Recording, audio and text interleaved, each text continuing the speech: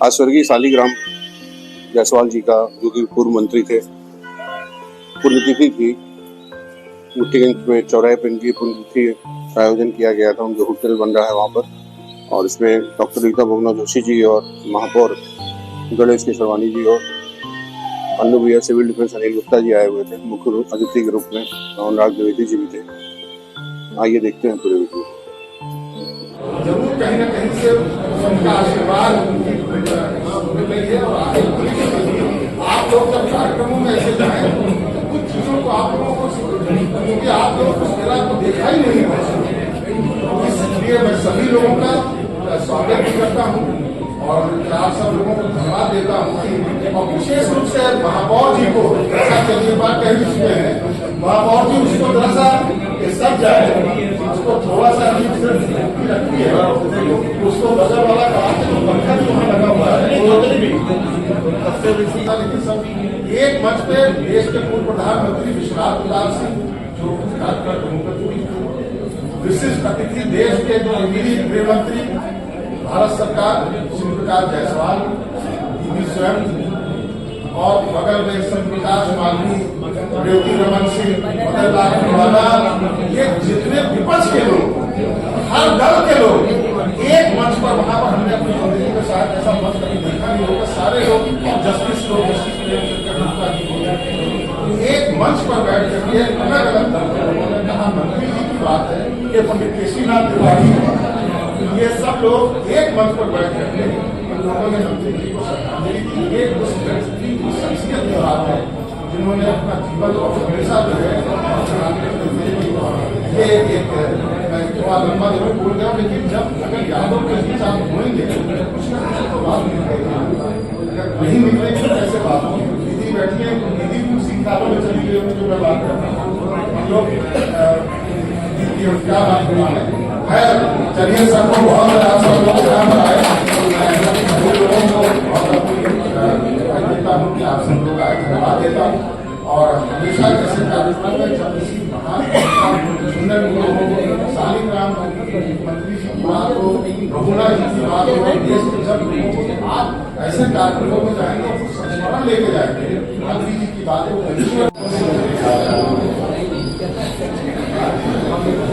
ये ऐसे महान लोग राजनीति से परे, दलगत राजनीति से परे लोग, ऐसे ही लोग देश को आगे बढ़ाते। और ज्यादा मैं बताते हुए सिर्फ इतना बताऊंगा, मंत्री जी तो सब जानते हैं कि संघीय सोशलिस्ट पार्टी, प्रजा सोशलिस्ट पार्टी, किसान, उससे भी पहले की बात बताऊं, किसान मजदूर प्रजा पार्टी, जब दुनिया के लोग कांग्रेस अलग हुए, फिर पार्टी के अलग हुए, शोक देता तो किसान मजदूर प्रजा पार्टी हुई। और सन 57 में यदि एक चीज आप सुन लेंगे, 57 में सभी में आपको पता होगा, 57 में जब किसान मजदूर प्रजा पार्टी को, जब प्रजा सोशलिस्ट पार्टी का राष्ट्रीय अधिवेशन हुआ तो प्रयाग होटल में उसका, और उस समय जयप्रकाश जी से लेकर लोहिया जी, कृपलानी जी, अशोक मेहता, जॉर्ज फर्नांडिस, चंद्रशेखर, एम.जी. गोरे, एस.एम. जोशी, ये सब लोग वहां पर प्रयाग होटल में एक हफ्ता रहे। चंद्रशेखर जी बहुत छोटे नेता थे, इनको घुसने की परमिशन नहीं मिला तो आए मंत्री जी से पास लेकर गए थे। चंद्रशेखर जी बाद में कहते थे दरवाजे देश में तो ये मैं उस समय का इतिहास आपको बताने की बात कर रहा हूँ। तो मैं एक चीज करके अपनी बात खत्म करना चाहता हूँ, आप लोग इसको बहुत ध्यान से सुने कि जब एक मिनट सुन ले, आप हो सकता है आपके मतलब की ना हो, लेकिन जब बड़े लोगों की बात होती है, मंत्री जी हमेशा सोशलिस्ट पार्टी में रहे, संघ सोशलिस्ट पार्टी में रहे, दीदी यहाँ पर है, इसलिए ये बात याद कर रहा हूं मैं कि जब 71 में बहुगुणा जी जब चुनाव लड़े, और बहुगुणा जी जब चुनाव लड़े लोकसभा का, तब जाकर के पहली बार बहुगुणा जी ने अनुरोध किया, और हमारे यहाँ बाबूजी सब लोग बैठे थे, उन्होंने सोशलिस्ट पार्टी छोड़ करके उन्होंने कांग्रेस चुनाव किया बहुगुणा जी के अनुरोध। और फिर जब बहुगुणा जी लोकसभा जीते 71 में पहली बार, तो फिर ये हुआ कि भाई मंत्री भी तो बनना है पर शहर से। तो वो दिन भी याद है कि जब प्रधानमंत्री से खुद मंत्री जी ने पत्र के जरिए भी और वैसे भी कहा कि हमारे बहुगुणा जी के बारे में कि इनको जरूर मंत्री बनाया जाए। पहले जो संचार संचार मंत्री पहले इंदिरा जी हुआ करती थी, बाद में जो संचार मंत्री हुए बहुना जी हुए देश के संचार मंत्री, और ये आपका IIT टेलीफोन उन्हीं की देन है, और जो आप नई में देख रहे हैं। तो ये जो एक संबंध की बात है, राजनीति यहाँ बैठी है, जानती हूँ कि बहुत लोग नहीं जानते, लेकिन 71 में ये कैसे बहुना जी ने मंत्री जी को सोशलिस्ट पार्टी छोड़ करके कांग्रेस ज्वाइन कराया, और कांग्रेस ज्वाइन कराने के बाद साथ ही रहे।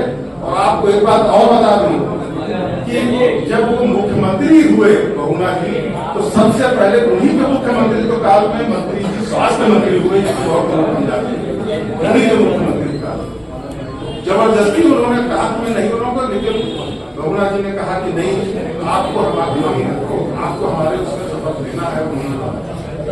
तो ये संबंध था। बाकी इतनी बातें हैं। आज का दिन मुझे याद है, जैसे आप लोग बता रहे हैं कि हम लोग शायद 4-5 दिन इतनी ठंड थी, भालू भैया कि हम लोग हॉस्पिटल में, हम रोज ये होता था कि आज उनका लगता है कि आज बचेंगे नहीं, हम लोग बाहर जो है जगह नहीं थी, तो प्राइवेट रूम में पीछे की तरफ गाड़ी पे अपने कंबल लेके जाते थे और वहीं पर सोते थे। और जब आज के दिन तो धर्मवीर जी अपनी गाड़ी खुलवा करता और जीप अपनी जीप करके गाड़ी खुलवा करके वहां से बॉडी को लेकर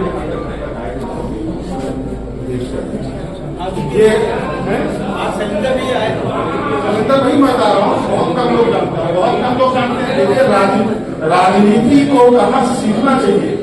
और जब धर्मवीर जी जब चुनाव लड़ रहे थे 84 में, और चुनाव खत्म होने के पहले ही उनकी डेथ हो गई, ब्रेन हेमरेज होकर डेथ हो गई।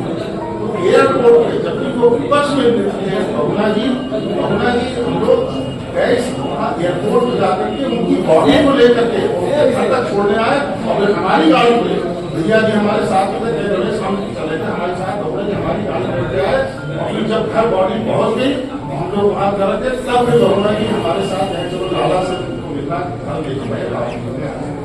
चुनाव की बात है हम लोगों ने, तो ये एक राजनीति में सारे लोग ऐसे हुआ करते थे कि उनको समाज, देश और राष्ट्र की चिंता, अपने लोगों की कार्यकर्ता की चिंता हुआ करती थी।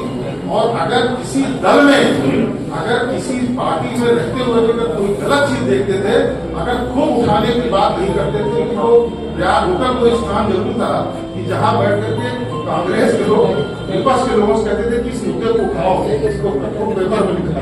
तो जबकि बगल में जो जहाँ महापौर जी का घर है, इसी वही में राम जी द्विवेदी उस समय दिया हुआ करते थे, और राम जी द्विवेदी वहीं बैठ करके वो दीदी आपको जानती है, जब मेयर हुआ तो बहुना जी वहां दिल्ली से आए, मंत्री थे, घर पे आकर के बैठ वही निर्णय हुआ कि इनको मेयर का टिकट दिया जाए, जिताया जाए। ये एक ऐसी बातें हैं जो आप जो 71, 72, 73 की बात करें, बेटा बहुत से लोग पैदल नहीं हो, लेकिन राजनीति में, और ये क्रम है राजनीति में, कोई सदैव के लिए कोई किसी का पक्ष नहीं होता, कोई विपक्ष नहीं होता। राजनीति में वही आदमी सक्सेसफुल होता है। मंत्री जी के बारे में अगर कहने लग जाएंगे, बताने लग जाएंगे, इतनी बड़ी बातें होंगी। एक अंत में एक लाइन का बात भानु भैया मैं करता थे, बहुत तबीयत खराब थी भाई, ये बात अलग बात है कि हाल इंदिरा जी जब शास्त्रीपुर का उद्घाटन हुआ, उन्होंने विरोध किया, जेल गए सारे लोग, विश्वनाथ प्रताप सिंह जी जेल गए, सारे लोग जेल गए उस समय, कैसे हम लोग रात को गए। लेकिन ये तो बड़े बड़े नेता, राजेंद्र जी जेल गए, सब लोग रात को उनका अनशन तोड़ाने के लिए मंत्री जी रात को ने बुलाया, रात को गेट खोला, हम साहब गेट अंदर तक जब चल नहीं सकते थे, अंदर तक जो है गाड़ी गई और जाकर के उनका अनशन बुलाया, क्योंकि गाड़ी चलाने वाला मैं कहता था हमेशा उनका, तो हमको सब चीज सारे।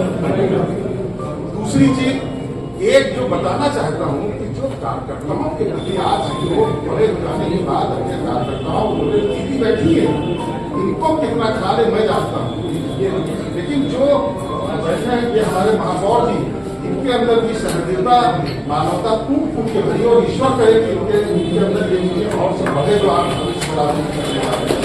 लेकिन मंत्री जी की एक घटना बता रहा हूँ कि एक कार्यकर्ता मैं क्यों नहीं रहा हूँ, वो दारागंज का एक कार्यकर्ता था, उसकी डेथ हो गई। सूचना मिली हमारे पास गए, आ जाओ। हम सवेरे गए, उनके घर आए, घर से लेकर के सीधे 9:45 बजे कचहरी पहुंचे। भैया साहब कचहरी सवेरे पहुंचे और सवेरे वहां पर उसमें वकील तक नहीं था, क्योंकि मट्टी वहां पर रखी गई थी जब तक जेल में जाना था। तो सवेरे इनको लेकर के कचहरी गए।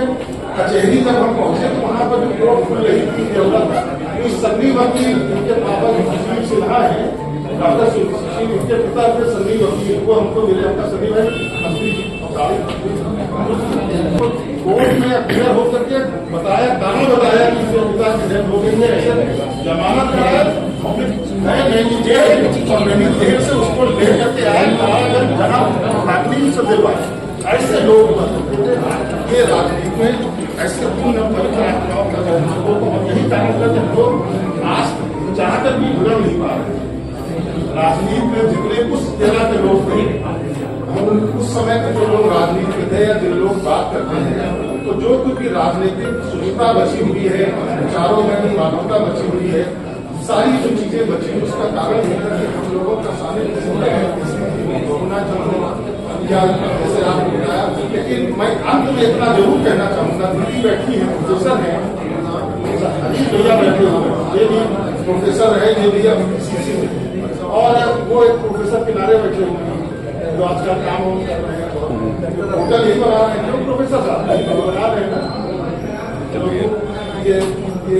ये वो प्रोफेसर है, ये होते हैं ना, ये दिन स्कूल गए और स्कूल में जाके कमरा बनकर सो गए, घर नहीं पहुंचे, पूरे शहर ढूंढैया बन गई पुलिस में। रात पता चला कि इनको निकाह करके लाया गया, तो घर में तब जाकर के प्रोफेसर साहब की बात भगवान नहीं सुन रहा है।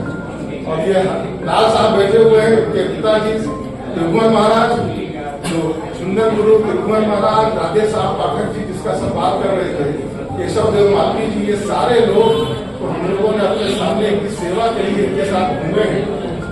आज के लिए 5 रुपए तेल था, 15 रुपए, 5 रुपए था उस समय, 5 रुपए था। केशव जी की बात, माता राम प्रधान यादव, ऐसे लोगों की बात जो बिल्कुल जन सेवा की, जमीन से जुड़े लोग थे, ऐसे नेताओं की बात को आपको सुनना चाहिए और जवाब देना चाहिए। बहुत धन्यवाद।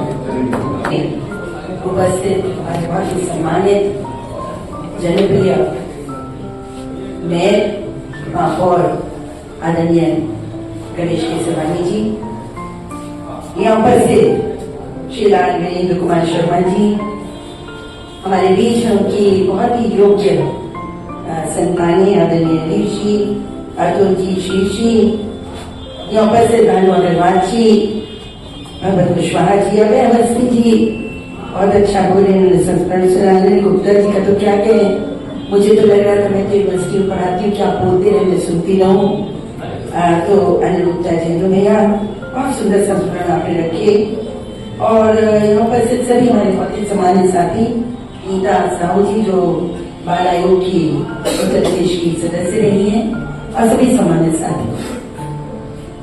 वास्तव में जब सब लोग बोल रहे थे तो मेरा दिमाग भारत के इतिहास में जा कि ये भारत जहाँ 90% आबादी या तो श्रमिकों की या मध्यम वर्ग और निम्न वर्ग की है, जहाँ अभी भी हम विकासशील देश के रूप में 75 साल पर बाकी गिरे जाते हैं। इस राष्ट्र के निर्माण के लिए और इस राष्ट्र को एक विकसित राज्य प्रसाद बनाने के लिए, देश बनाने के लिए कैसी कैसी धाराएं चली, कैसे कैसे लोग चले। एक और आजादी की बात होती थी कि भारत स्वतंत्र हो, उस समय सभी लगभग कांग्रेस में थे, सारे विचारधारा के लोग, क्योंकि कांग्रेस कोई पार्टी नहीं थी, कांग्रेस एक संगठन था। तो उसमें भी एक साथ भारत आजाद हो, अंग्रेज भारत से बाहर जाए, हमारा शासन हो तो दूसरी हो, जब हमारी सरकार हो तो कैसी हो, उसके मूल आदर्श क्या हो, किस तरह से वो सरकार चले, इस पर भी पैरेलल समकक्ष विचारधारा चलती थी।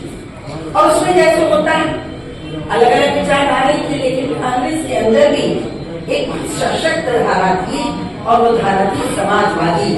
विचारधारा की। जैसा आपने कहा, बहुत सारे नाम है आपने, आचार्य नरेंद्र होते, आचार्य भंडारी होते, हमारे शालिग्राम जायसवाल जी जैसे कितने लोग उसमें थे। और उन लोगों ने लगातार इस बात पर जोर डाला कि हमारी अर्थव्यवस्था हो, शिक्षा हो, सामाजिक हमारे जो आधार बने शासन का, वो गरीब के लिए होना चाहिए, सामान्य व्यक्ति के लिए होना चाहिए, श्रमिक के लिए होना चाहिए, किसान के लिए होना चाहिए, मजदूर के लिए होना चाहिए। और आज भी मैं समझती हूँ लड़ाई यही चल रही है, यही बात है कि ये देश कैसे इस तरह से आगे बढ़े कि सबको का हक मिल जाए। तो जब हम शालिग्राम जायसवाल की बात करते हैं तो आप खुद सोचिए, ऐसे समय पर जब पूरे भारत में 1952 का चुनाव आया, 50 मतलब 47 के बाद पूरा कांग्रेस में कांग्रेस कांग्रेस कांग्रेस कांग्रेस, ऐसे में समाजवादी धारा को लेकर जब एक लाइन निकली तो वो डूबी नहीं, कोई नहीं, दुनिया में कुछ हुआ हो, देश में कुछ हुआ, प्रयागराज ने सम्मान रखा और समाजवादी विचारधारा को आगे बढ़ाया। और रूप था शालिग्राम जायसवाल जी का, चुनन गुरु जी का। और मैं तो जब पैदा हुई कुछ समझने लगी 6, 7, 8 साल में, क्योंकि राजनीतिक परिवार में थी, तो अगर बहुगुणा का नाम सुनती थी, अगर मैं नेहरू का नाम सुनती थी, शास्त्री का नाम सुनती थी, तो मैं चुनन गुरु और शालिग्राम जायसवाल का भी नाम नहीं सम्मान के साथ सुनती। और मैं ये कह सकती, आसान काम नहीं था। आज सत्ता के लिए लोग कहाँ नहीं जाते, हर एक को शक्ति चाहिए, ताकत चाहिए। आज लोगों की ताकत कुर्सी से जुड़ रही है, वो समय था जब कुर्सी छोड़कर ताकत जनता के लिए जुड़ वो ताकत होती थी, जनशक्ति। हमारे लोकतंत्र जनशक्ति पर चलता है, कुर्सी पे नहीं चलता। लोग हमसे पूछते आप कब गवर्नर बनेंगी, मैंने कहा मैं तो सब कुछ बन चुकी। आज अगर मैं आह्वान कर दूं तो किसी हाल में 2-4 हजार आदमी तो हो जाएंगे, लेकिन कितने मंत्री जिनको लोग पहचानते भी नहीं है। तो मैं कहती हूँ राजनीति के जो चिंतन, जो सोच, जो अप्रोच है, ये बदलना चाहिए। हर कार्यकर्ता को, हर नेता को, किसी भी दल का हो, उसको ये समझ लेना चाहिए कि कुर्सी तो कोई एक माध्यम होती है। अगर कुर्सी के माध्यम से आपने अपना सम्मान बना लिया तो बना लिया, नहीं तो विचारधारा ही सबसे बड़ी ताकत है। विचारधारा होगी तो आप बदलेंगे। भारत में इलाहाबाद में कभी भी कोई कार्यक्रम होगा, कोई भी मंच सजेगा, कोई भी चर्चा होगी, आप मुझे बताइए कितनी पीढ़ियां बैठी हैं? 3 पीढ़ियां तो आसानी से बैठी हुई है। और ये तीनों पीढ़ियां आज एक ऐसे शख्स के लिए बैठी है। मैं तो आप तो मैं यही कहना चाहती हूँ आपसे। अब आप देखिए, सबने कहा इस सन में कांग्रेस छोड़ी, इस सन में कांग्रेस में लौटे। कब छोड़ी? जब देश के बंटवारे की बात हो रही थी। और कब आए? जब बैंकों का नेशनलाइजेशन हो गया था। उनको लगा कि राष्ट्रीय, अब जो बैंकों का राष्ट्रीयकरण हुआ है, ये गरीबों के हक में हुआ है। वो पद के लिए प्रीवी पद समाप्त हो गया था रजवाड़ों का। और बहुगुणा जैसा आदमी जो कि खुद ही कांग्रेस के अंदर रहते भी समाजवादी चिंतन के व्यक्ति थे, कुछ तो मैं समझती हूँ समाजवादी से बढ़कर वामपंथी सोच के व्यक्ति थे। तो जब वो भी सत्ता में थे, इलाहाबाद से उनका भी एक नाम था, तो ये सब लोग एक साथ हुए। चौधरी चुन्नीलाल का नाम आया, रिपब्लिकन पार्टी इनका नाम आया। तो उन्होंने सोचा कि जिस चीज के लिए हम लड़ रहे हैं, वो काम जब सरकार कर रही है तो हमें इसे बाहर रहने की आवश्यकता नहीं है, इसके अंदर रह के परिवर्तन करना। और वो आए, एक सोच के लोग थे, एक तरह के लोग थे। तो मैं आपसे एक बात कहना चाहती हूँ, मैं बहुत ज्यादा लंबा भाषण नहीं देती, मैं इतना चाहती हूँ कि शालिग्राम जी जायसवाल जैसे सीधे साधे लोग जो कभी रिक्शा छोड़कर चले नहीं, जो गुर्बत में अपने परिवार को छोड़कर गए, जो कद उनका था सैकड़ों करोड़ के मालिक बन सकते थे, बड़ी बड़ी इमारतें बना सकते थे, बाजारें बना सकते थे, संपत्ति बना सकते थे, इंडस्ट्री बना सकते थे, लेकिन नहीं, वो सब कुछ करके नहीं गए। क्यों? क्योंकि ये जानते थे और वो चाहते थे कि हर व्यक्ति अपनी प्रतिभा के अनुसार आगे बढ़े और देश बिके ना, एक उंगली ना उठे कि हमने कभी भी अपने सिद्धांतों से हटके काम किया। मैं आपको इसका एक और किस्सा सुनाती हूँ, उनके भी ऐसे किस्से होंगे, आपको लिखना चाहिए। तो मेरे पिताजी के पास एक बार फाइल आई। वो क्या थे? वो देश के हमारे कम्युनिकेशन मिनिस्टर थे, संचार मंत्री। और उस समय 25 साल से 30 साल से एक जर्मन कंपनी का कुछ रैक्स होता है, क्या था वो, चलता था यहाँ पर, एक वो सिस्टम चलता था और उसका रिन्यूअल होना था, लेकिन उसकी जो टेक्नोलॉजी थी वो ऑब्सोलीट हो गई थी। तो पापा के पास एक फाइल आई कि इसको आप बदल दीजिए, और फोन आया प्रधानमंत्री जी के कार्यालय से, उनके पीए का, कि प्रधानमंत्री चाहती हैं कि इसको साइन कर दीजिए। पिताजी ने सब पढ़ा, पता नहीं क्या उसका सिस्टम था, मुझे याद नहीं आ रहा। बोले ये तो बेचना होगा देश को, इससे कहीं ज्यादा अच्छी टेक्नोलॉजीज आ गई हैं, मैं तो साइन नहीं करता। कहां कहां से लोग आए, बिचौलिए। एक पिताजी के बड़े परम मित्र थे, वो भी आए कि ऑफर लेके आप आए, मालूम है आपको, 1973 कि 120 करोड़ रुपया वो आपको देंगे, आप सिर्फ फाइन पर साइन कर दीजिए। ये तो पीएम का भी ऑफिस चाहता है। आज का मैं थी उस 73 का 120, जब सोना 130 रुपए का 10 ग्राम था, तोला था।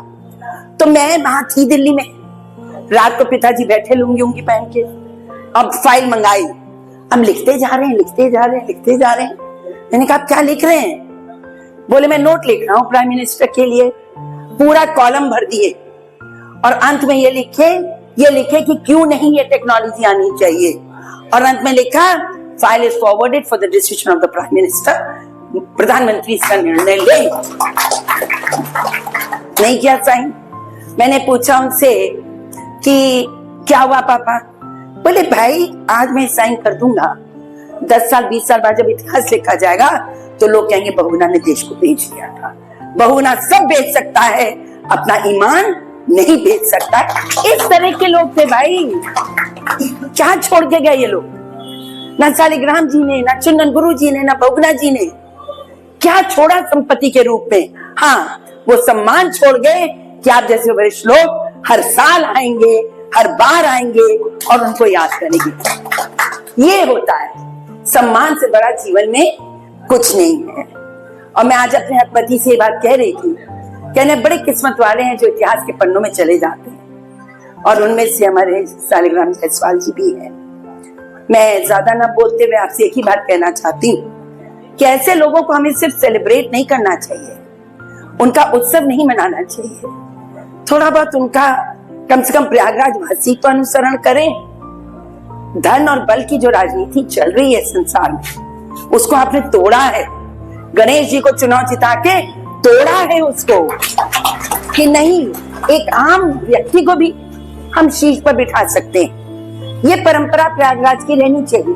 52 में जब पूरा देश कांग्रेस कर रहा था, तभी इलाहाबाद ने समाजवादियों को जिता दिया था। समाजवादियों की धरती है, और मैं ये कह सकती हूँ, समाजवादी पार्टी नहीं कह रही हूँ मैं, चिंतन कह रही हूँ। वहां तो बड़े पूंजीपति उनके तो नेता के पास पता नहीं कितने हजार करोड़ रुपया है। वो कहा कि समाजवादी प्लेनों के मालिक हैं, चार्टर्ड प्लेन्स उनके पास। ये चिंतन की बात हो रही है, गरीब के लिए सोचना, लोगों के लिए सोचना। ये मंच तो नहीं है, पर आज हमारी केंद्र की सरकार ने जो भी योजनाएं दी और जो इम्प्लीमेंट करी, भले ही उसकी स्थापना उनका शुभारंभ डॉक्टर मनमोहन सिंह ने किया था, जिक्र किया अनु जी ने, मैं भी करना चाहती हूँ। डॉक्टर मनमोहन सिंह भी सुचिता की राजनीति के एक जबरदस्त दस्तक है। उन्होंने सरकार चलाई, बड़े जितने भी हमारे पास आज बड़ी बड़ी योजनाएं हैं उन्हीं के कार्यकाल में आई। चाहे वो सूचना का अधिकार हो, शिक्षा का अधिकार हो, भोजन का अधिकार हो, काम करने का अधिकार हो, ये सारे उन्हीं ने दिए। भले ही वैसी परिस्थितियां थी कि उनको लागू ठीक से नहीं कर सके, परंतु हमारी प्रधानमंत्री ने उनको जमीन तक पहुंचाया। डीबीटी उन्हीं ने शुरू किया, आधार कार्ड भी उन्हीं ने शुरू किया था। चिंतन था उनका, लेकिन उनके पास वो इंस्ट्रूमेंट्स नहीं थे जिनको से वो लागू कर सके। लेकिन हमारे प्रधानमंत्री जी ने, नरेंद्र मोदी जी ने वो व्यवस्था बनाई, और जो चीज सिर्फ वायुमंडल में थी उसको उतार कर धरती पे दिया, और आज करोड़ों भारतवासियों को उसका लाभ मिल रहा है। तो हम डॉक्टर मनमोहन सिंह को भी उनकी सुचिता की राजनीति के लिए, उनकी विद्वता के लिए, ऐसा गरीब लड़का जो कोसों चलता था पैदल, तब वो स्कूल जा पाता था, जो एक पैसे के बिना पाकिस्तान से भारत आया और ऑक्सफोर्ड और कैम्ब्रिज की उसने स्कॉलरशिप पा ली। Hats off to such a man. विद्वता हो, सुचिता हो, ईमानदारी हो, सिंप्लिसिटी हो, सादगी हो, ऐसा व्यक्ति मिलना राजनीति में बहुत कठिन होता है। वैसे थे सभी दल के लोग आज उनको अपनी ओर से श्रद्धांजलि अर्पित कर रहे हैं और इसीलिए कर रहे हैं कि उन्होंने देश के बारे में सोचा। उन्होंने कभी भी अपने अपने परिवार के लिए काम नहीं किया। ये उनकी बहुत बड़ी उपलब्धि थी। अभी उनकी अंत्येष्टि शायद इस समय हो रही होगी, 11:30 बजे होनी थी। प्रधानमंत्री जी भी वहां पहुंचे हैं, सभी दल के नेता पहुंचे हैं, तो हम उन्हें श्रद्धांजलि अर्पित करते हैं। और मैं ये अपील करूंगी, धन्यवाद दूंगी मेयर साहब को कि उन्होंने उनकी प्रतिमा को पुराने स्थान पर एक ज्यादा बेहतर प्रतिमा के साथ स्थापित करने का निर्णय लिया है। पूरे प्रयागवासियों की ओर से हम आपको आभार व्यक्त करते हैं। और दूसरी बात, मैं चाहती हूँ कि इलाहाबाद विश्वविद्यालय में उनके ऊपर एक शोध होना चाहिए। मैं भी लिखूंगी इस डिपार्टमेंट को, इलाहाबाद का समाजवादी आंदोलन और उसमें सालिग्राम जायसवाल जी की भूमिका, स्पेशल रेफरेंस जो है आप इंट्रोड्यूस करवाइए, बनाइए, उस पर रिसर्च कराइए। नहीं तो कोई किताब लिखे। मैंने लिखी ना अपने पिता के ऊपर किताब, मैंने लिखी, आप ही लिख डालो। लेकिन ऐसे संस्मरण कहाँ मिलेंगे? संस्मरण की अलग बनाइए, एक स्मारिका जैसी बनाइए जो मैंने अपने पिता की बनाई थी। मैंने उनके 100 साल पर मैंने उनकी एक कॉफी टेबल बुक बनाई थी जिसमें मदन लाल खुराना से लेकर बड़े बड़े लोगों के आर्टिकल्स हैं। उन लोगों ने अपने विचार रखे, बड़े बड़े प्रधानमंत्रियों ने उसमें, अपने राष्ट्रपति ने, सबके उसमें उद्गार हैं। मैंने डॉक्यूमेंट्स तैयार कर दिए और लाइब्रेरीज को दे दिया। आपको भी करना चाहिए। तो मैं आज उनको श्रद्धांजलि देते हुए बस यही कहना चाहती हूँ कि सालिग्राम जायसवाल जी ना तो व्यक्ति थे, न एक राजनीतिक दल के नेता, वो एक विचार थे और विचार का सम्मान हम करते हैं। हम एक विकासशील देश है। जो भी गरीबों के लिए, मध्यम वर्ग के लिए काम करेगा वही हमारे लिए मान्य और सम्मानीय होगा। मैं उनको श्रद्धांजलि देते हुए प्रयागराज के इतिहास को, प्रयागराज की धरती को, जो केवल एक आध्यात्मिक धरती नहीं है, धार्मिक धरती नहीं है, पवित्र जगह त्रिवेणी की नहीं है, यहाँ से न जाने कितने साहित्यकार, न जाने कितने राजनेता, न जाने कितने विचारक निकले हैं जिन्होंने क्षेत्र में अपनी खुशबू फैलाई है। इसको आगे बढ़ाना है और आप ही लोग बढ़ाएंगे। मेरी पीढ़ी तो अब निकल रही है, लेकिन मैं चाहूंगी कि हाथ जोड़कर चाहूंगी, इलाहाबाद की माटी की सुगंध को मरने मत दीजिएगा, इसको जीवित रखिए। प्रयागराज इसलिए नहीं जाना जाता कि आपने कितने प्रधानमंत्री दिए, प्रयागराज इसलिए जाना जाता है कि 1857 में आपने किया क्या, 1942 में आपने क्या किया, भारत के निर्माण में आपने क्या किया। इसको परंपरा को जारी रखना। धन्यवाद। जय हिंद। मूर्धन्य नेता और आज भी जो प्रयागराज की राजनीति में जीवित है, ऐसे पूर्व मंत्री स्वर्गीय सालिग्राम जायसवाल जी की पुण्यतिथि के अवसर पर आयोजित इस कार्यक्रम की मुख्य अतिथि इलाहाबाद विश्वविद्यालय की प्रोफेसर, पूर्व मंत्री, पूर्व सांसद और जो अनेक स्वयंसेवी सामाजिक संस्थाओं से जुड़ करके प्रयाग की राजनीति को आगे बढ़ा रही है, ऐसी आदरणीय प्रोफेसर रीता बहुगुणा जोशी जी, मंच पर मंचासीन परम आदरणीय अनिल कुमार गुप्ता जी, अन्नू भैया, जो प्रयाग की राजनीति की स्वयं एक पुस्तक है। जब वो बोलते हैं तो पूरे प्रयाग की राजनीति का इतिहास हम सब लोगों के सामने आ जाता है। मंच पर मंचासीन इलाहाबाद विश्वविद्यालय के पूर्व अध्यक्ष आदरणीय सतीश अग्रवाल जी, आदरणीय प्रोफेसर हरीश जायसवाल जी, प्रोफेसर अतुल जायसवाल जी, आदरणीय भानु अग्रवाल जी, आदरणीय श्री श्री जायसवाल जी, मंच का संचालन कर रहे आदरणीय लाल विरेंद्र कुमार शर्मा जी, आदरणीय रघुनाथ द्विवेदी जी और बोलिए हमका अवस्थी जी आएगा और इस सभागार में उपस्थित आप सभी सम्मानित बहनों भाई, निश्चित रूप से मुझे ऐसे कार्यक्रमों में आने का बहुत ही आनंद का अनुभव होता है जब प्रयाग की राजनीति खुल करके आती है और बहुत सारे संस्मरण प्रयाग की राजनीति का गौरव सुनाई पड़ता है, तो कहीं न कहीं प्रयाग के वासी के नाते गर्व की अनुभूति होती है कि हम लोगों का जन्म ऐसे पवित्र स्थान पर हुआ जहाँ के मनुष्यों ने, जहाँ के नेताओं ने न केवल प्रयाग के जीवन को बल्कि पूरे देश के जीवन को एक दिशा देने का काम किया है। यह गौरव हम सभी प्रयागराज वासियों को मिलता है और इसलिए मैं केवल सुनना चाहता था। अन्नू भैया को सुना और जब भी अन्नू भैया को सुनता हूं तो बहुत सारे राज इस राजनीति प्रयाग की हम सब लोगों के सामने होती है और स्वयं का एक मूल्यांकन करने का एक अवसर भी मिलता है कि प्रयाग की राजनीति की जो परिपाटी रही है, क्या उसी रास्ते पर हम लोग चल रहे हैं, कहीं भटक रहे हैं। जब इस प्रकार के कार्यक्रमों में आना होता है तो निश्चित रूप से स्वयं का मूल्यांकन भी होता है। आदरणीय रीता बहुमा जोशी जी ने बहुत सारे प्रयाग की राजनीति के गौरव के बारे में उन्होंने चर्चा किया। यहाँ के मोधन ने, वो चाहे परम श्रद्धेय हेमवती नंदन बहुगुणा जी हो, चुंदन गुरु जी हो,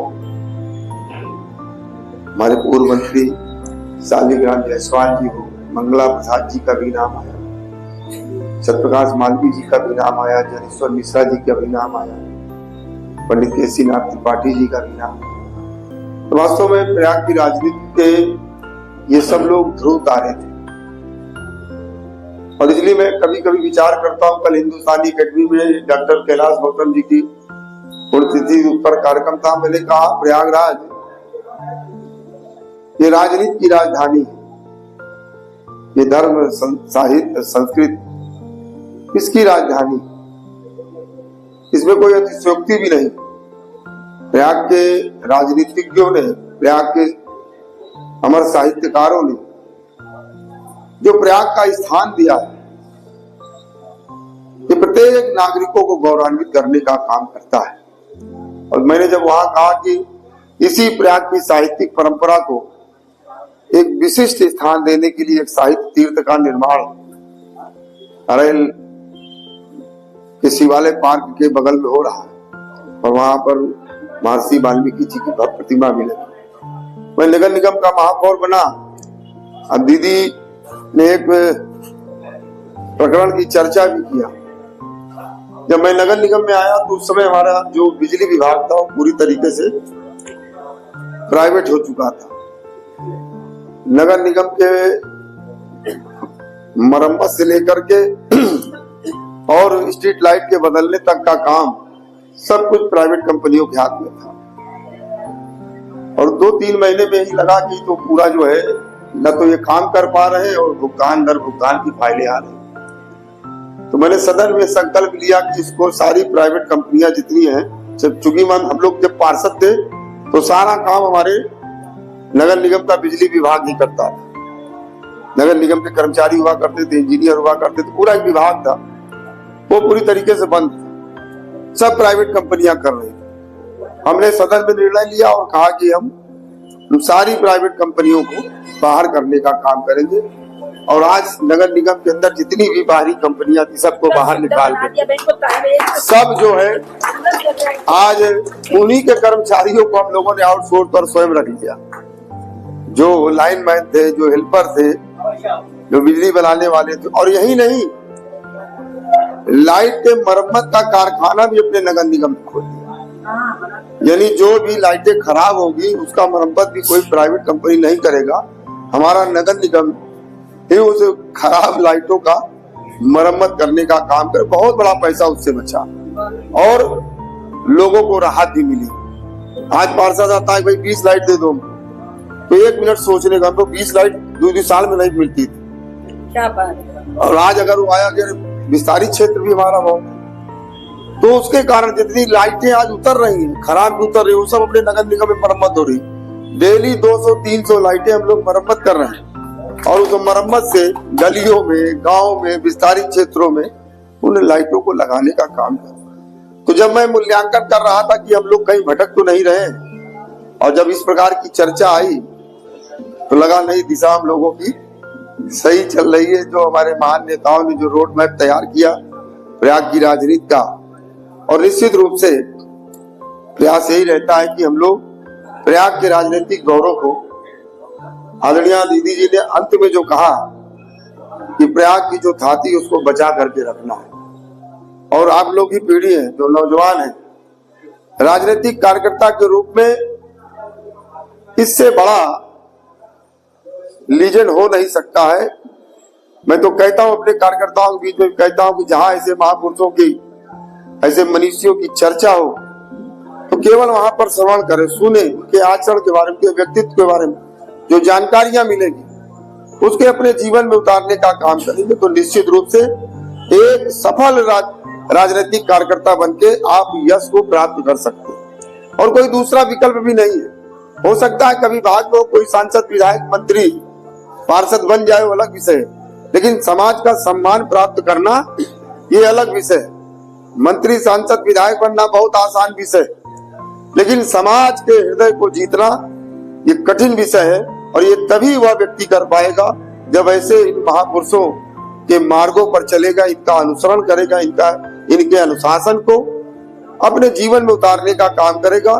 निश्चित रूप से मैं एक जगह मीटिंग में मैंने इस बात को कहा कि राजनीतिक कार्यकर्ताओं के लिए इस समय जो सुयोग्य राजनीतिक कार्यकर्ता, उनके लिए खुला आसमान है, कोई कंपटीटर है ही नहीं, क्योंकि राजनीतिक एक अंधियारा है जिसकी चर्चा दीदी जी ने किया भी। इस राजनीतिक अंधियारे में जुगनू की बहुत बड़ी कीमत होती है। तो जिस प्रकार का वातावरण है उसमें अगर राजनीतिक कार्यकर्ताओं के लिए एकदम खुला है, कोई कंपटीटर है ही नहीं। अगर आप समाज के हित की चिंता करते हैं, सामाजिक परिवेश की चिंता करते हैं, अपने प्रयाग की गौरव की जो राजनीति है उसकी चिंता करते हैं, तो कोई कंपटीटर है? आप बताइए। खुला है मैदान, जैसे चाहिए वैसे चौका और छक्का आप मारिए, समाज आपको हाथों हाथ लेकर के रखेगा। इस प्रकार का आज वातावरण है, और इसलिए आज के अवसर पर हमारे आदरणीय पूर्व के वक्ताओं ने बहुत सारी बातें कही। अभी रघुनाथ भैया ने भी कहा कि जो है महापौर जी अपने कार्यकर्ताओं के लिए गए वहां, तो वो हम लोग जो एक कार्यकर्तापन था, भारतीय जनता पार्टी के कार्यकर्ता के रूप में जो हम लोगों ने एकदम नीचे से काम किया, वो वाईएस था, वो बगल में आकर के बैठा। हमने कहा 7 साल बाद तो थाने में बैठे हैं, थोड़ी देर बैठे तो दो। 7 साल बाद बैठे थाने में बैठने, और हमने वहां जब मैं गया, दीदी पहुंचा तो कार्यकर्ताओं में आक्रोश था, लोग हल्ला गुल्ला कर रहे थे। तो मैं स्वयं वहां थाने पहुंचते मैंने कहा कि देखिए, अगर संजय कुशवाहा को तुम लोग न्याय दिलाना चाहते हो तो पहले 1 घंटे का मौन हो जाओ। सब लोग 1 घंटे का मौन ले लो और जहां हो वहीं बैठ जाओ चुपचाप। हम लोग बैठ गए, सारे जितने कार्यकर्ता थे वो भी सब बैठ गए, और 1 घंटा मौन। अब बार बार कि भाई जब कार्रवाई हो रही है, हमने कहा कोई बात नहीं, तुम भी हमारे परिवार को, पुलिस 100 काम अच्छा करती है, एक आध ऐसे है। उस मौन का ये परिणाम रहा कि 3 घंटे में ही वो 2 दरोगा और 1 पुलिसकर्मी सस्पेंड हुए। ये केवल उस मौन का ये प्रभाव है, और मौन की शक्ति है। हाँ वही। तो निश्चित रूप से हम लोगों का भी ये प्रयास होता है कि हमारे इन महापुरुषों ने जो प्रयाग की राजनीति को एक दिशा दिया, जिसके कारण पूरे देश में प्रयाग के लोगों का एक सम्मान है, हम लोग उसी परंपरा को आगे बढ़ाने का काम करें। आदरणीय चुन्नन गुरु जी की भी जो घंटा घर था वो भी पूरी तरीके से रिनोवेट हुआ, सुंदर तरीके से, क्योंकि मेरा मानना था कि घंटा घर भी शहर का हृदय होता है। वो भी अगर पूरा शहर सज रहा है तो आप उसको भी बेहतर बनाने का प्रयास किया। समय समय पर अन्नू भैया हैं, आदरणीय दीदी जी हैं, हमारे रघुनाथ भाई हैं, सतीश भैया हैं, शर्मा जी, सब लोगों के बीच बैठता हूँ, चर्चा करता हूँ, सुझाव लेता हूँ। नगर निगम का प्रांगण आज बहुत नगर निगम पूरा बदल गया, वो सेल्फी पॉइंट बन गया। 100 on 100 उधर का मिनी सदन वो भी बन रहा है, उसी मसाले से बन रहा है, चूना, सुर्खी, उड़दी की दाल और गुड़, उसी हम लोग का फोटो निकाल दी थी पूर्व सब लगवा दिया जाए। निकलवा दी। दीदी और बता दें आपको, जो हमारा खुसरू बाग है वो भी एक प्रकार से हमारे प्रयाग का हेरिटेज है। खुसरू बाग का उसको भी रिनोवेट करा रहे हैं और उसी में एक म्यूजियम भी बनवाएंगे। जो हमारे पुराने कलपुर्जे हैं बहुत अच्छी, उन सब का एक जो पानी के अंदर रहता है, वो सब पुराने जो पड़े हैं, उनका एक म्यूजियम बनाएंगे और एक प्रदर्शनी स्थल भी वहाँ पर बनाएंगे। जो हमारा नगर निगम का पूरा जो इस समय नवाचार हुआ, पूर्व के जो काम है, उन सबको, जो हमारी विशिष्टता है नगर निगम की, उसका भी एक प्रदर्शनी, ताकि बाहर से भी कोई लोग आए तो संपूर्ण जगह घुमाया नहीं जा सकता, तो एक प्रदर्शनी हाल में और उस म्यूजियम में ले जा करके हम प्रयाग के नगर निगम की गतिविधियों से उसको हम जोड़ सकते हैं। या भी भारतीय भवन का पुस्तकालय भी हमारे प्रयाग का गौरव है, उसको भी जीर्णोद्धार करा रहे हैं। उसकी छत वगैरह सब बकाया, बहुत सारी पांडुलिपियां प्राचीन वहाँ पर पड़ी है। 2 मोहल्ले दीदी, 2 मोहल्ले हमने हेरिटेज में भी लिए, दारागंज और मालवीय नगर। हाँ, बहुत अच्छा। ये 2 मोहल्ले और इसमें 100 करोड़ रुपया मोहल्ले में लगेगा। माननीय प्रधानमंत्री जी अपने गुजरात में हेरिटेज मोहल्ला बनाए, उसमें वो टूरिस्ट वॉक करवाइए, tourist walk, heritage walk, heritage walk. तो ये सब भी प्रयाग का जो पर्यटक है। दीदी पर्यटन मंत्री थी, हाँ, लोगों ने हेरिटेज वॉक संजय कुमार विश्वविद्यालय, दीदी याद है आपको? वहाँ से स्टार्ट करा, जो आप सब लोगों ने शुरू किया, उसको और गति देने का काम होता है। और हाँ, तो वो 2 मोहल्ले हेरिटेज मोहल्ले के रूप में विकसित होंगे और उस मोहल्ले की सारा जो गौरव है, अब समझिए मालवीय नगर में राष्ट्रीय पुरुषोत्तम दास टंडन, पंडित बालकृष्ण भट्ट, मदन मोहन मालवीय और हरिमोहन मालवीय जी, ऐसे कितने मनीषी वहाँ एक मोहल्ले में थे। दारागंज में इतने पुराने प्राचीन मंदिर, मठ, वो कच्चा बाड़ा से लेकर के अहिल्याबाई होलकर जी की, और अहिल्याबाई होलकर जी की भी प्रतिमा पास हो गई है। और उसमें उसका चौराहे की तलाश हो रहा है, कहाँ लगाया जाए। तो दारागंज में एक पार्क भी नया बन गया है, उसी में प्रयास कर रहे हैं, लेकिन उसमें 2-3 फुट आ गए। वो कह रहे इस चौराहे में लगा दो, इस चौराहे में लगा दो। लेकिन वो भी अहिल्याबाई होलकर की 350वीं जन्म शताब्दी वर्ष है ये, तो वो भी समाज के लिए प्रेरणा की स्रोत रही है। उस मुगल काल में जब मंदिरों को ध्वस्त किया जा रहा था, उस समय पुण्य श्लोका अहिल्याबाई होलकर जी ने जगह जगह शिव मंदिर का निर्माण करा करके भारत की जनता को शिवत्व से जोड़ करके रखा, या गौरव रहा है। तो वो उसको भी समाज के भी, साथ ही साथ सदैव अटल बिहारी वाजपेयी जी की 100वीं जन्म शताब्दी चल रही है। तो अपना जो दीनदयाल उपाध्याय पार्क है, किसकी अटल बिहारी वाजपेयी जी की, तो जो दीनदयाल उपाध्याय पार्क है, जो उस पर भी एक प्रेरणा पार्क बना रहे हैं। उसमें श्रद्धेय अटल बिहारी वाजपेयी जी की, अशोक सिंघल जी की और दीनदयाल उपाध्याय जी की, ये तीनों मूर्तियां हमारे सामाजिक और राजनीतिक कार्यकर्ताओं को प्रेरित करने का काम करें, क्योंकि अटल बिहारी वाजपेयी जी सुशासन के प्रतीक हैं, सिंघल जी धर्म, संस्कृति और अध्यात्म अपनी परंपराओं के प्रतीक हैं, और पंडित दीनदयाल उपाध्याय, जिसकी चर्चा दीदी जी ने भी किया, कि समाज के अंतिम पायदान पर बैठे हुए लोगों के जीवन में गुणात्मक परिवर्तन लाने का संकल्प वहां से जागृत होता है। तो एक प्रेरणा पार्क अपने सामाजिक और राजनीतिक कार्यकर्ताओं के लिए वो भी बनने जा रहा है, उसका भी शिलान्यास किसी दिन करेंगे। वो भी सैंक्शन हो गया है, मतलब। और इसी कृपा दीदी, आप सबके आशीर्वाद से, गंगा मैया कृपा से, जो मुंह से निकलता है, हम जो साहित्य तीर्थ बना रहे हैं, 7.5 करोड़ रुपए का डीपीआर बना करके शासन भेजा। शासन ने जब डीपीआर देखा तो कहा कि इसमें तो 2.5 करोड़ रुपया और लगा लो, 10 करोड़ ले लो, प्रस्ताव ऐसा गया ना। और उसमें फिर एक साहित्य तीर्थ में कन्वेंशन सेंटर में जोड़ा। वो कन्वेंशन सेंटर पुस्तक की आकृति का होगा। जब आदमी उस कन्वेंशन सेंटर में प्रवेश करेगा तो उसको लगेगा कि मैं साहित्य की दुनिया में प्रवेश कर रहा हूँ, इस प्रकार का भान उसको होगा। बहुत ही अंतरराष्ट्रीय स्तर का साहित्य तीर्थ। आप कल्पना करिए कि बड़े बड़े डिबेट उस साहित्य, चूंकि प्रयाग चर्चा की भी भूमि है, समाधान की भी भूमि है। अनेक सामाजिक विषयों की चर्चा इसी महाकुंभ मेले में होती है, सामाजिक बुराइयों के निदान की चर्चा यहाँ पर होती है। तो ये चर्चा की भूमि है, तो चर्चा के लिए स्थान चाहिए, वातावरण चाहिए, माहौल चाहिए। उस प्रकार का उन सारी चीजों को ध्यान में रखते हुए साहित्य तीर्थ भी बन रहा है। तो निश्चित रूप से हमारे प्रयागराज के जो मूर्धन्य नेता है, स्वर्गीय शालिग्राम जायसवाल जी हो, छुन्नन गुरु जी हो, ज्ञानेश्वर मिश्रा जी हो, पंडित केसीनाथ त्रिपाठी जी का जो एक उनकी अवधारणा थी त्रिवेणी पुष्प, आज आप जाकर के देखिए वहां सप्तऋषि विराजित, बहुत शानदार बन गया। और एक मैंने और माननीय मुख्यमंत्री जी उस दिन कहा थी कि भगवान राम, लोगों को यही जानकारी है कि जाना था गंगा पार प्रभु केवट की नाव चढ़े, लेकिन भगवान राम जमुना जी भी पार किए। भरद्वाज मुनि आश्रम से अपने 4 उनके ब्रह्मचारियों के साथ वो जमुना जी पार किए और जमुना जी पार करके जमुना जी में स्नान भी किया। ये गौरव प्रयाग का है। तो इसको भी, अब चूंकि उधर अरेल का तट, सोमेश्वर महादेव, सूर्यटंकेश्वर, त्रिवेणी पुष्प, शिवालय पार्क, साहित्य तीर्थ, कुंभ गैलरी, और इस पार अक्षय वट, मनकामेश्वर मंदिर, सरस्वती घाट, मौजगिरी घाट, बोट क्लब, ये भी पर्यटन की दृष्टि से। तो इन दोनों पार्ट को पैदल पुल से जोड़ने का प्रस्ताव मैंने दिया उस दोहे के साथ, जिस दोहे से ये सिद्ध होता है।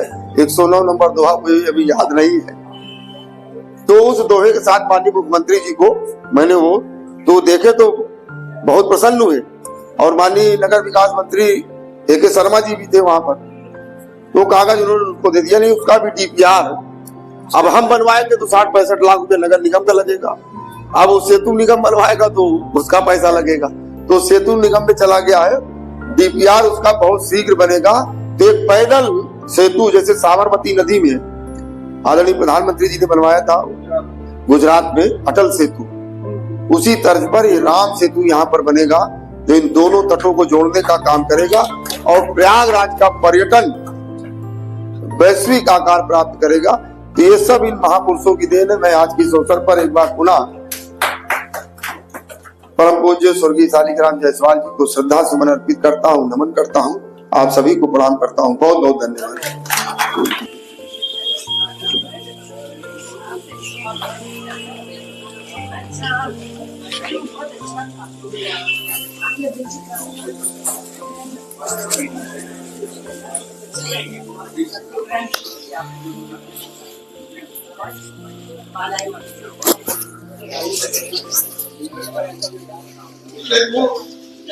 कार्यक्रम हमारा क्लासिक जो हो रहा है, आप लोगों से मिलेगा हमारे देश भारत के मुख्य प्रधानमंत्री डॉक्टर मनमोहन सिंह के लिए उनके फैमिली में 2 मिनट का मौन करके हम लोग खड़े रहेंगे।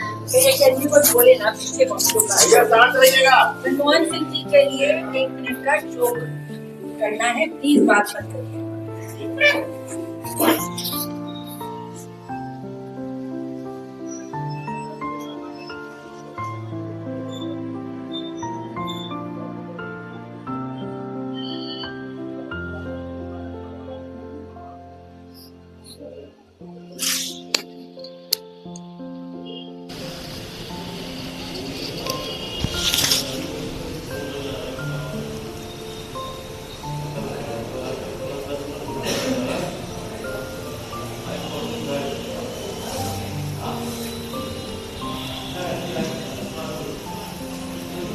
ओम शांति।